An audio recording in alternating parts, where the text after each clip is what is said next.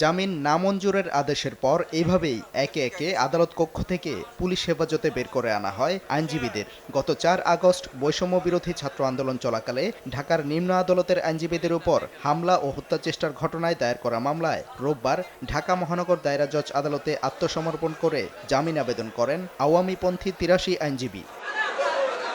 শুনানি শেষে ৭২ জনকে কারাগারে পাঠানোর আদেশ দেন বিচারক মোহাম্মদ জাকির হোসেন। আর ঢাকা আইনজীবী সমিতির সাবেক সভাপতি আবু সাইদ সাগর ও ১০ নারী আইনজীবীর জামিন মঞ্জুর করেন। রাষ্ট্রপক্ষের আইনজীবী জানান, অবৈধ ফ্যাসিস্ট আওয়ামী লীগ সরকারকে ক্ষমতায় টিকিয়ে রাখতে তারা সাধারণ আইনজীবীদের উপর হামলা ও হত্যা চেষ্টা চালায়। ফ্যাসিস্টের সহযোগী, হাসিনার সহযোগী আওয়ামী আইনজীবী পরিষদের সদস্যরা তখনকার ঢাকা বারে ভোট চোর যারা ক্ষমতায় বসেছিল, ভোট চুরি করে, তাদের নেতৃত্বে মাথায় হ্যামলেট পরে, হাতে পিস্তল নিয়ে এবং রামদা, হকি স্টিক, রড এবং দেশীয় অস্ত্রশস্ত্র এবং বোমা নিয়ে অতর্কিতভাবে আমাদের বিএনপি আইনজীবীদের উপরে আক্রমণ করে।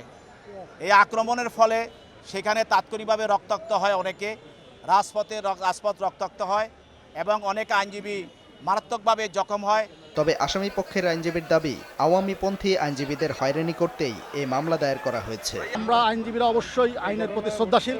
তাদের যাতে আশু বিচার ব্যবস্থার কারণে তারা হয়তো বেল পাচ্ছে না, হয়তো সামনে তারা বেল পাবে, কিন্তু আমরা বিচার ব্যবস্থাকে কখনোই কলুষিত হতে দিব না। আইনজীবীদের চেম্বার ভাঙচুর ও হত্যা চেষ্টার অভিযোগে আওয়ামী লীগপন্থী ১৪৪ জন আইনজীবীর বিরুদ্ধে গত ৬ ফেব্রুয়ারি আদালতে মামলা হয়। পরে ১১৫ জন আইনজীবী উচ্চ আদালত থেকে ৮ সপ্তাহের জামিন নেন। সাদিকুর রহমান, সময় সংবাদ, ঢাকা।